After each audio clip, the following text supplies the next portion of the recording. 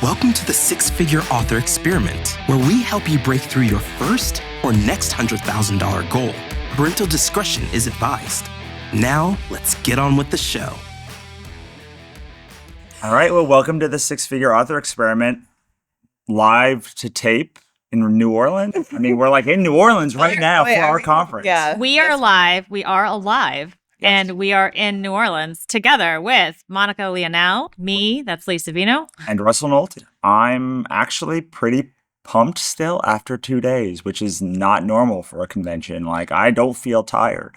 I was thinking about that too. Like, I feel like energized more than exhausted, which is very unusual for a conference. So, and I don't know why, because I'm often working other conferences, but like, and this one I am technically working it, but it just doesn't feel like heavy for me anyway. That's I don't good. know.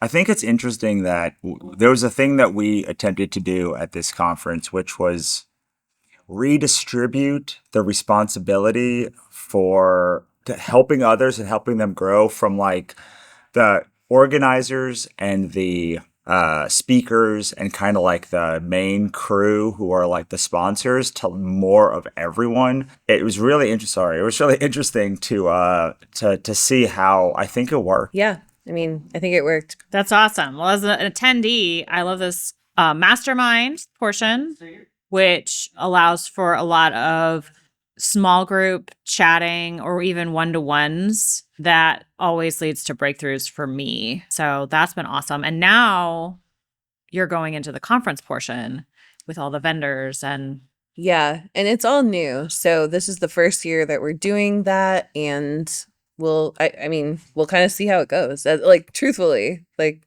I keep saying that. Well- I keep setting those expectations. Like, we've tried to make it amazing, but like we've literally never done it before. Yeah, I will say that I'm in conceptualizing this conference compared to the Mastermind. I feel like there's a much lower possibility to failure because it looks relatively like what other conferences look like. Like, there is a vendor day, like there are talks, there's like a track and general thing. I have seen all of the things for the conference, whereas like with the Mastermind, it was like, we're just gonna sit you in small groups and like, man, I hope you guys are all nice to each other. We're just gonna like fill it with cool people, and then we're gonna assume that those cool people can like ping pong between cool people.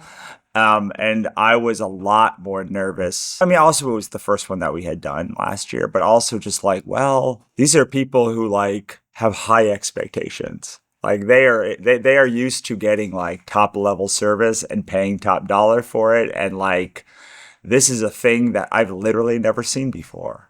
We had like a couple of talks, but it was mostly like just sit around and hang out with each other and try and unlock as many locks of yours and other people's as possible. yeah, but my career's always moved forward from being in a small room with 6 people or so, and all of them at different stages of career, but all of them very focused on a career and being an author and being wildly creative and also really business savvy. Someone ends up opening their computer and showing you their dashboard and things really click. Like, Russell, you've been using the key and the lock metaphor. So you just find that person with the key, and it just happens to be the right key for the lock that you're trying to open. And magic happened. So I came fully expecting to be in a beautiful city on the river in a nice hotel with great food, because you guys made sure there was awesome food, which means that we're all hanging around and we're having those conversations in the Mastermind and by the bar.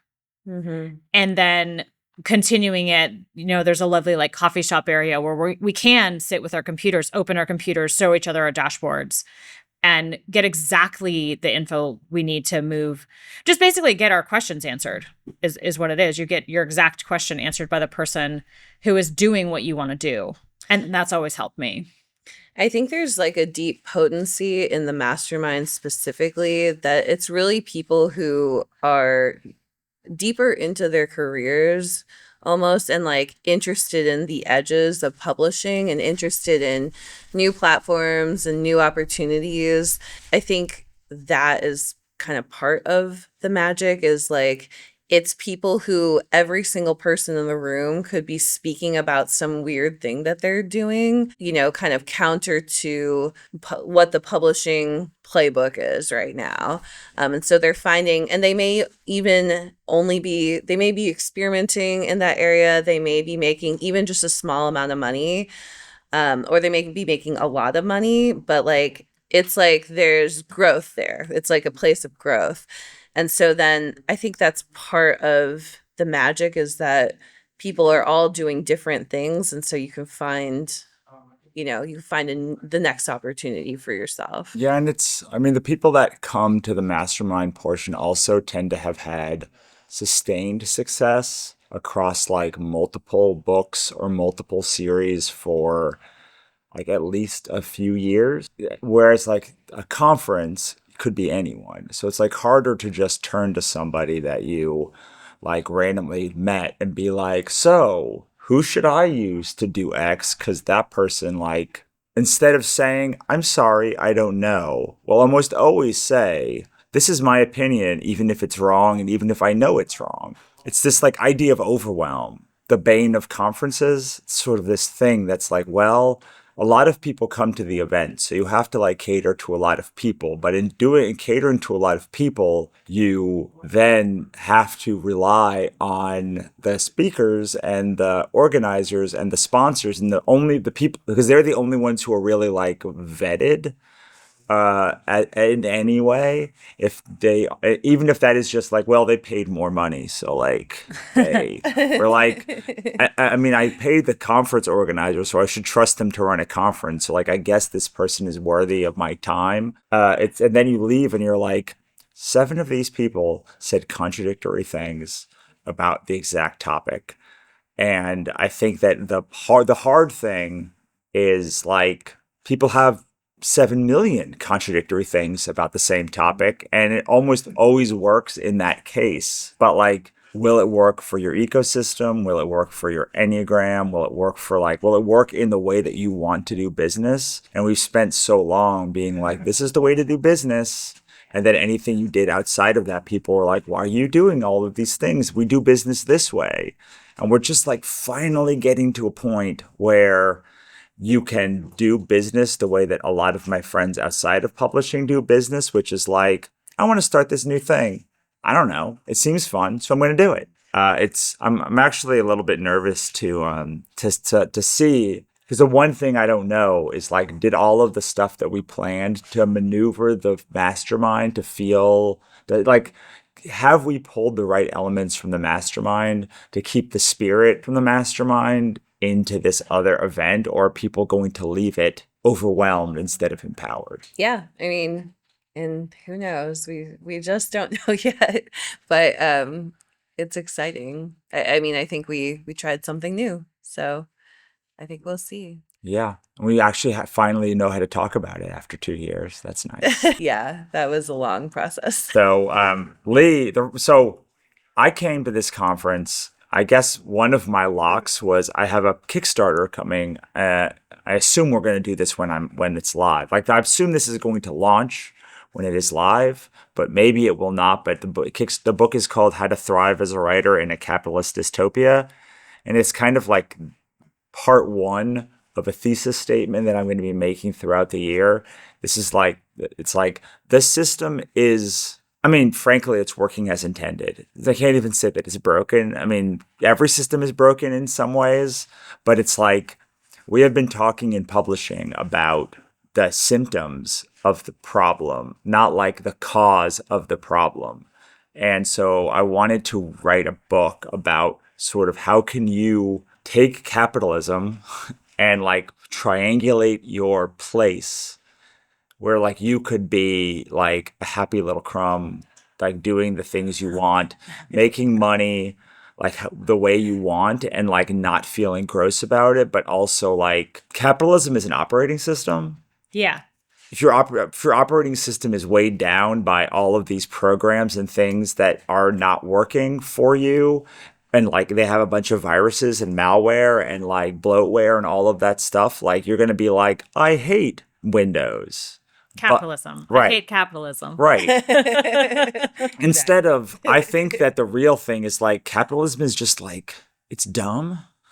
And like, but like, and like but it is consistent. So like the thing about capitalism as a system is that it most closely mimics how humans actually behave, as opposed to thinking like communism or whatever other ism that you want. Like, it's really saying work in opposition to the way that humans exist in the world. And I don't like how humans exist.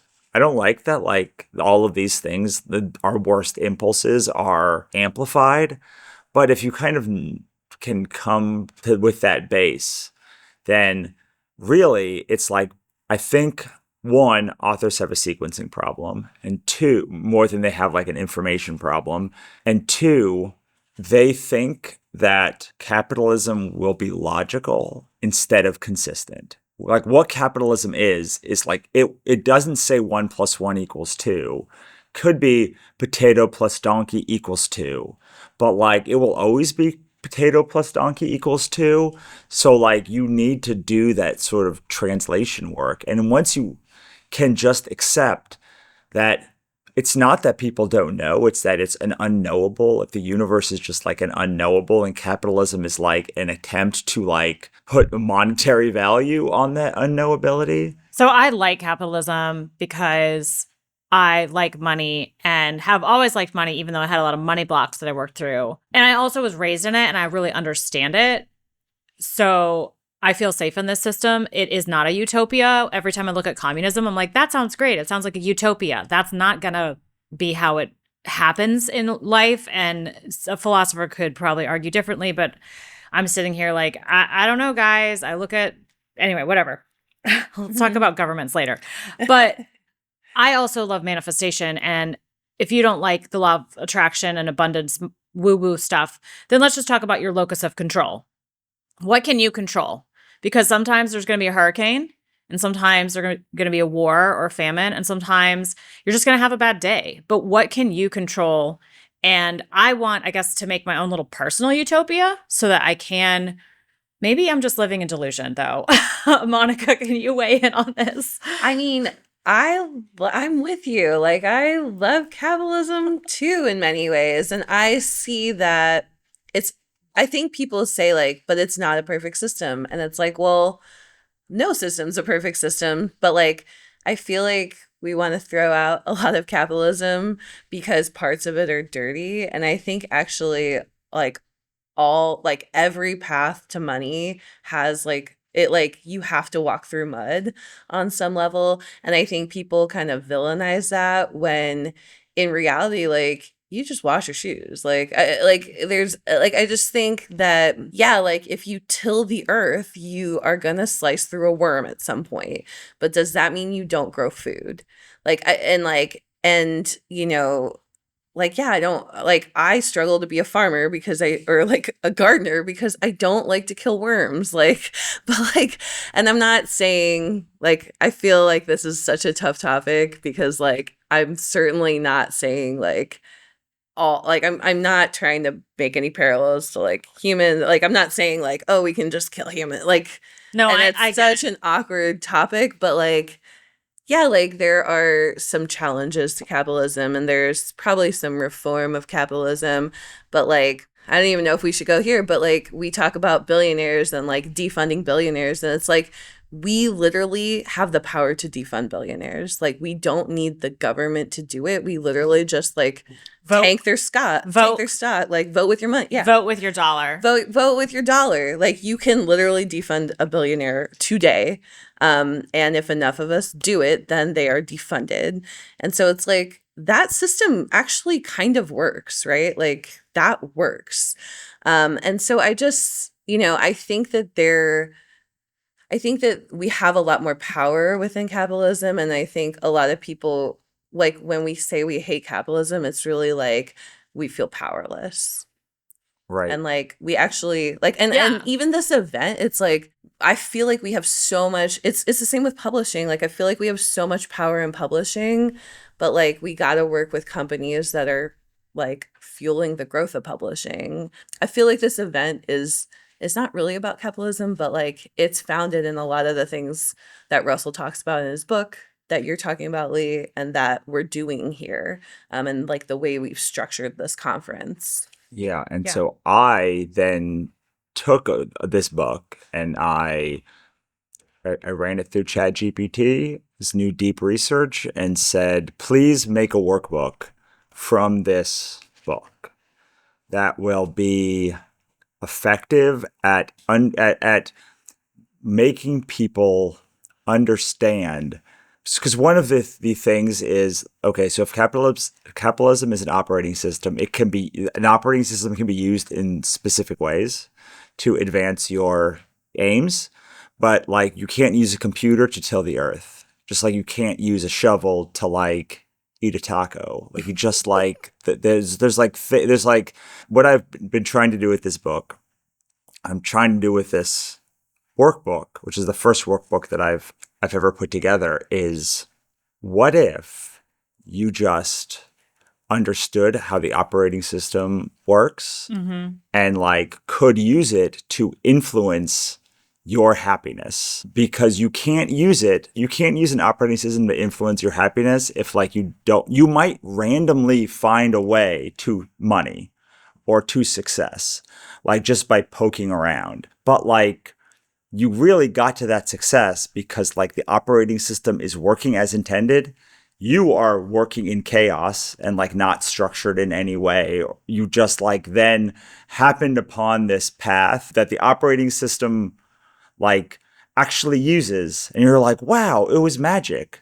And like, but then your next book series or the next book in your series is like tanks, and you're like, this is chaos. And it's like, well, like if you knew the line, if you knew how the system worked, you could like actually write more books more from your heart, because you would just be able to look and see, okay, this is going to increase the money that my potential of my book. This is going to decrease it.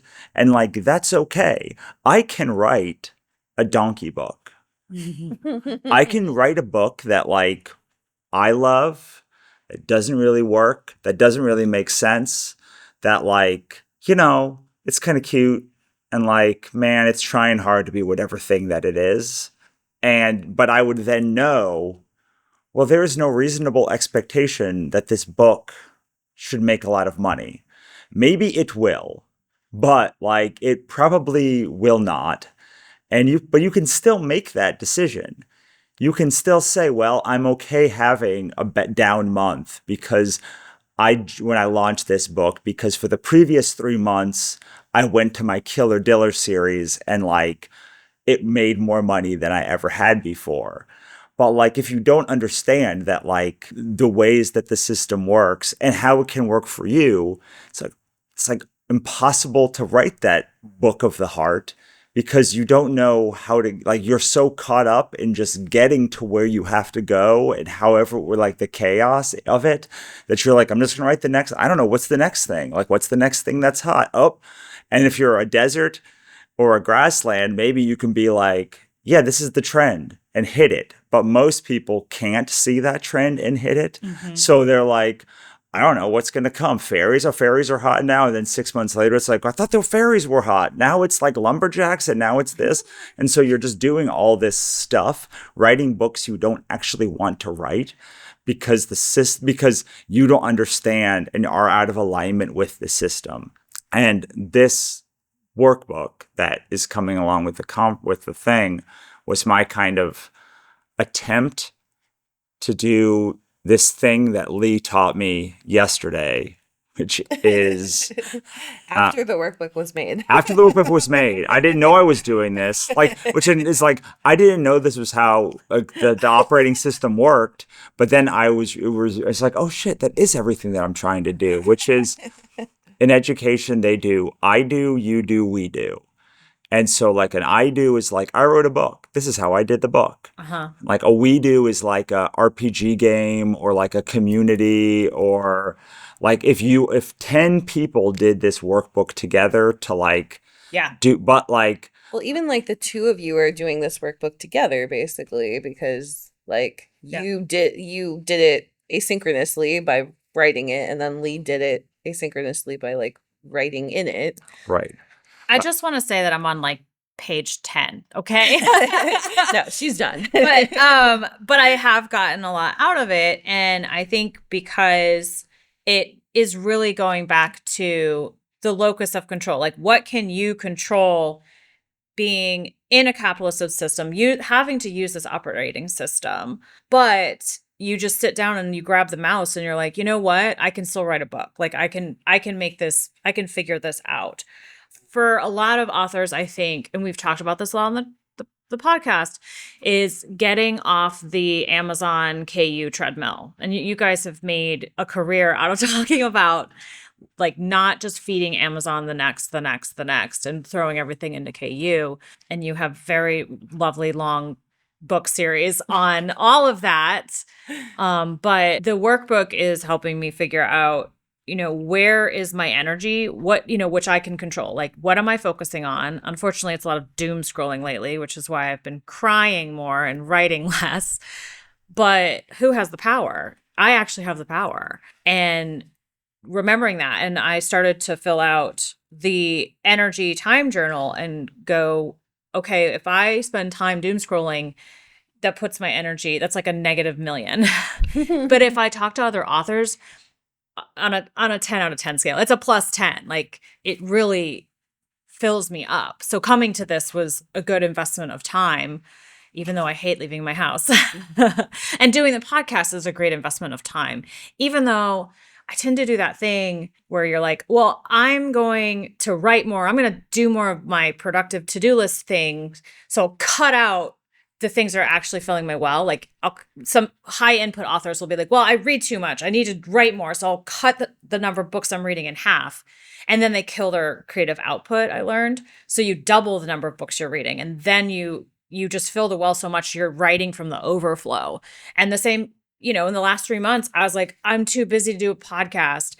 But if this thing is filling my well, and doing this little journal exercise in a cute coffee shop in New Orleans helped me figure out, you're killing your creative output when you cut this out of your life, thinking you're saving time, but really all you do is take that time and doom scroll. Yeah. So I was talking to somebody, one of the locus of why I did this was, I think it was NINC. It was some conference last year. We were talking about the things that you should be doing to like be successful. And someone was like, I really like gardening. I know it's a waste of time. And I was like, say more things about that. And she's like, well, like, I feel like I get my best work done after I've like sat in a garden for an hour and I can have the more productivity. It's like, so like you want to cut out a thing that like makes you happy and also makes you more productive. So, and I would say like, you should double that thing, and maybe you do one session in the morning or in the afternoon, because then you're more productive because you only have like a max of 4 hours of productivity in a day, unless you like really push it, and then you will eventually burn out. Well, I was just thinking about working out. It's like, oh, I'll skip my workout today, so I'll get more done. No. That hour actually moves the blood to my brain out of my legs. For the gardener, that might be relaxing her nervous system enough that she can create.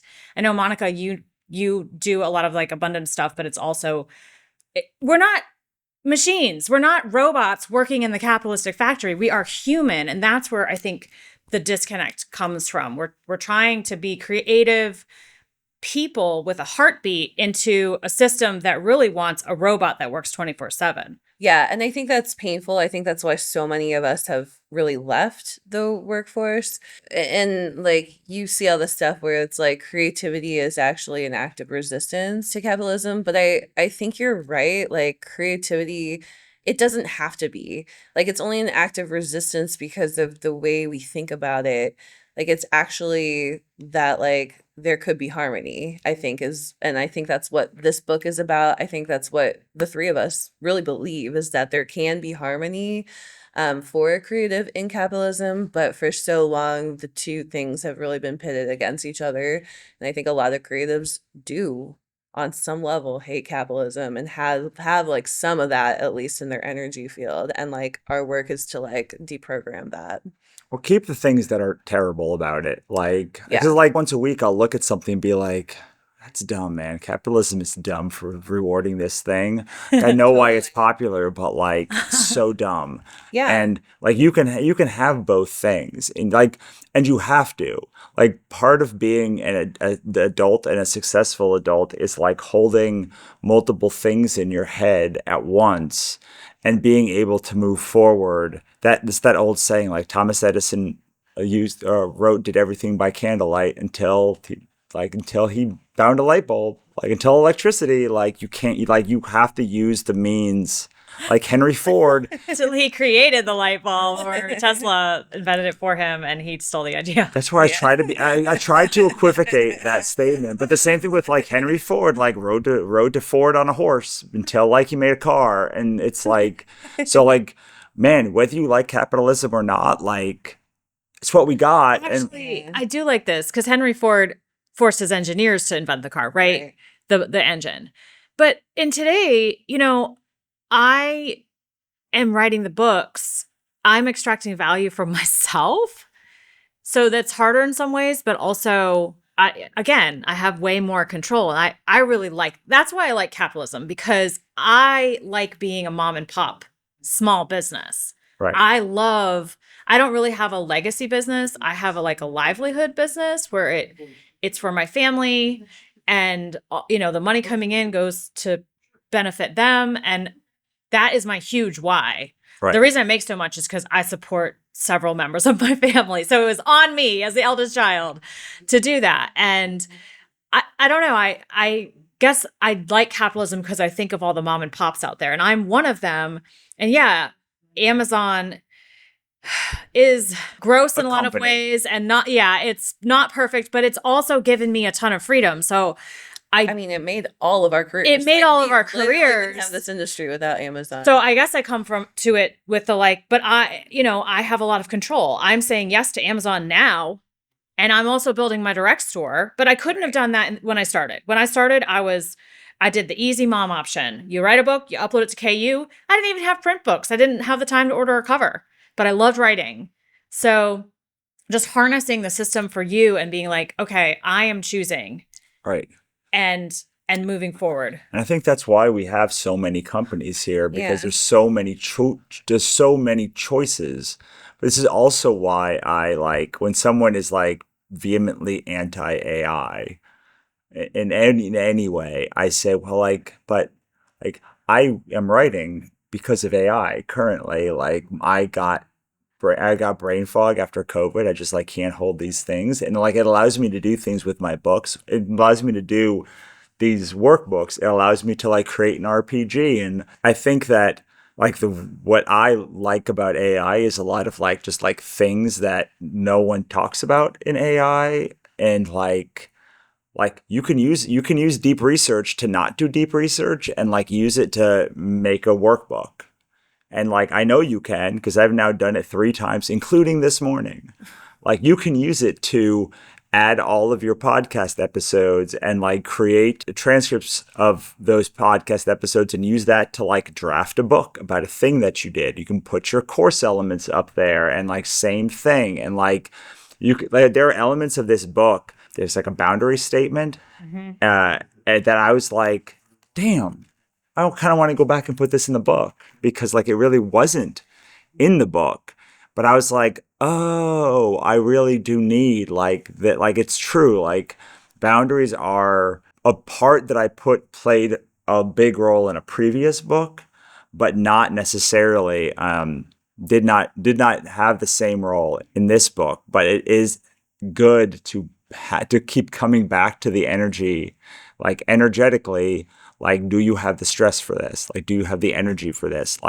What is if you have a boundary statement, you can ask, you can say it to yourself every morning, or like every time there's like a boundary you think should be crossed, or any time, like it becomes this like you do consistently over and over and over, and you think through the thought process. So what I really like about the workbook is it's kind of like, well, it's kind of like me giving you a coaching session, like, but like you are just filling, like you said, asynchronously. Yeah, it's at scale, right? It's Right. a coaching session at scale, which is what I think works for you and me specifically. Like we just like that's why we write books and all these things to begin with. So it's like, yeah, I mean, I think it gets people to a certain place, and then if they want to buy like a real coaching session, they can. But Yeah. I think about this conference, and I think about like there's all these companies here, and I mean people will complain all the livelong day about like all the big tech in publishing, and all the biggest companies in publishing and how they have no power with them. And it's like there's all these companies that are like trying to, I don't know if disrupt is the right word, but they're trying to like listen to us and like Well, all the big companies were small companies at one point. So now we have this new crop. Yes. My biggest problem with capitalism is that it cannibalizes itself. You actually need a lot of regulation. I guess I am talking about governments now. You need a lot of regulation. Otherwise, you get monopolies. Mm-hmm. So literally, capitalism doesn't work. It eats itself. Right. But when you have regulation to stop monopolies, they broke up. They did the antitrust lawsuits for Microsoft. Facebook came out of that. Mm-hmm. Like Google came out of that. Like we got a lot of good stuff out of it, even though, those are now dumpster fires. But what's the next crop? And they're small companies, and they might make different choices. They might make better choices. Yeah, and like for the publishing industry, we finally have those companies. Like, yeah, I think they're coming. We're like, they're here, and like we can talk to them, and they're still listening to us, and like they can go get VC funding. And I think it's great because it's like Amazon did this, and then it took us a couple years to figure out what was broken about the system that they were creating. So now those companies exist because their response to the problems. But that takes 10 years. It does. Right. But like in that way, capitalism is not totally broken. Like the system does work on some level. Right.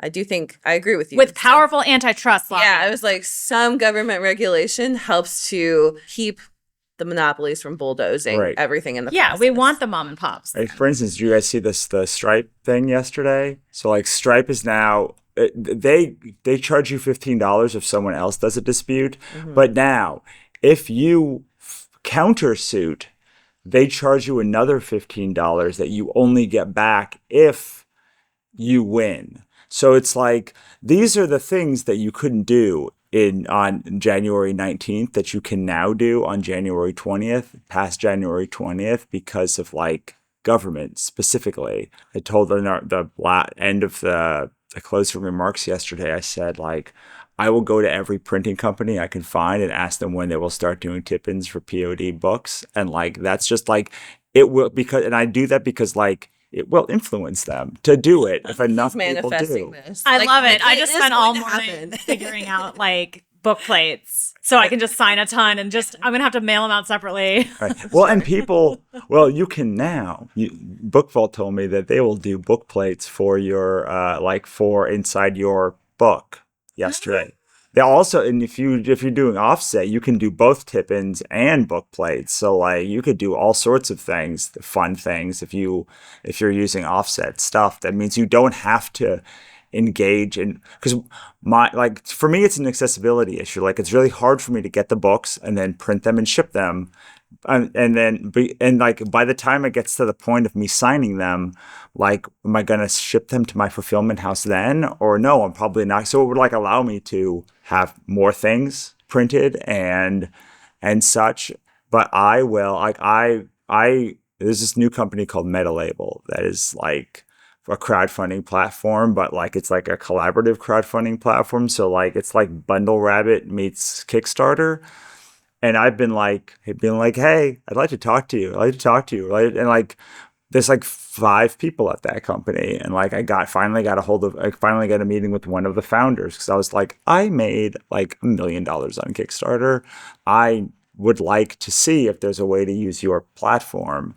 And like, there's plenty of stuff. We talked about this years ago, but we have seen changes to platforms that came about within weeks of us saying something to them. You're like, oh, look at this thing. And it's like, I don't care about getting the credit for it. I care that it exists because like, then I can have more control over the things that I need to control. Yeah. Yeah. I mean, I think like what people don't understand about these companies is like, if you talk to them, they will make you more money. Like they just will. Like you need to talk to them though, and you need to like. So anyway, Yeah, that's why I like conferences. Yeah, the biggest thing about conferences is you can have sit downs. I mean, the best ones. This one, you can have one-on-ones with the retailers, the new companies, and you get on their calendar. You get their attention, and you get the contract, and you move it forward. And yeah. And I think like, especially with platforms, like this is true for service providers too, because the good ones fill up very quickly, but like they can, like they've already done the equation of like, they can make you money or else they wouldn't be good. So it's like, why wouldn't you want to be in a system where you give money and they make you more money than what you gave them? Like, and like, that's how a good service provider works already. But it's the same with a platform. Like every platform in an algorithm driven world needs bestsellers on their platform.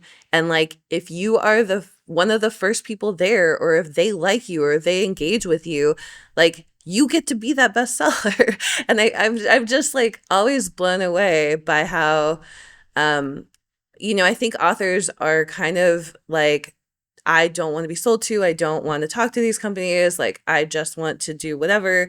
And it's like, they don't want to play kind of this game of capitalism, and like they're missing some part of like how capitalism works. But like, this is how capitalism works, and how it works for you, because because capitalism works for other people, but it can work for you if you like the cheat code is really every time we say book a meeting, 6 people book a meeting out of 50,000. And or like less than that. And like, this is a consistent, like every time my wife is like, hey, we're looking for research people, like 3 people reach out, and it's like, and then suddenly the 3 people that do like are like catapulted, and you're like, wow, it's like nobody takes advantage of the opportunity. And after talking with tons of vendors, like hundreds, like we've talked to like hundreds of vendors, like their main thing is like, how can I help serve authors better? And that's what I want to do. And I want to work with people who are going to proselytize that my stuff is good. And I am incentivized to make you more money because I want you to proselytize me more. Like Oriana said, I was like one of the best ambassadors on Kickstarter. I'm like, of course I am. Like, you made me $1 million. Like, please, like I love you. And like, you made $1 million and you only took 5%. Like, it's like a dream scenario. It's like a dream scenario for me. It's like, I made you $50,000. You made me $1 million. Like, that's like insane, actually. Woohoo! I mean, yeah. Gotta love this company. Yeah. I mean, it's wild. I do want to say, because the thing about our conference is about keys and locks. And like, I want to just end with saying that this whole talk, this workbook is about like, hopefully you find a key that unlocks something inside of you to take your career to the next level. And that's what we normally spend time talking about, is the process of unlocking the lock. But you get to keep the key. And the key is often more useful over time than it ever was unlocking your lock. You might think about, what keys do you have that you unlocked your own issues years and years and years ago, or days and days and days ago? You may not think that key has value still because it was used once, but like, they're brass. Like they don't, like, you put them in a little box, or you sort through them, and then you can use them with other people. You can use them, you can try them all on the locks you still have whenever a lock comes up. But like, we don't think like that. often. And so like I would urge you, like as you think on this episode, assuming you will ever think on this episode again, not just about the locks you have, but about the keys you have that you may not have tried on your locks because you're like, oh, I already answered that question. But like old keys can open new locks a lot of the time, and they can open locks for other people. And if you can help other people get that lock opened, then you can all grow as a community faster. I love that. I spent the conference referring people to my VAs. Same. And I realized today that they could be doing more tasks for me that I have just taken on my to-do list. So, okay. You both are keys for my locks. So I really appreciate y'all. Thank you for running this mastermind and conference. And thank you for having me have a podcast with you. It's been a pleasure. Thank you so much for coming. Monica, any final words? Just thank you to you both. You both unlock all of my keys. So Thanks for listening. For more, head on over to sixfigureauthorexperiment.com for archive access, resources, and more. We'll see you next time.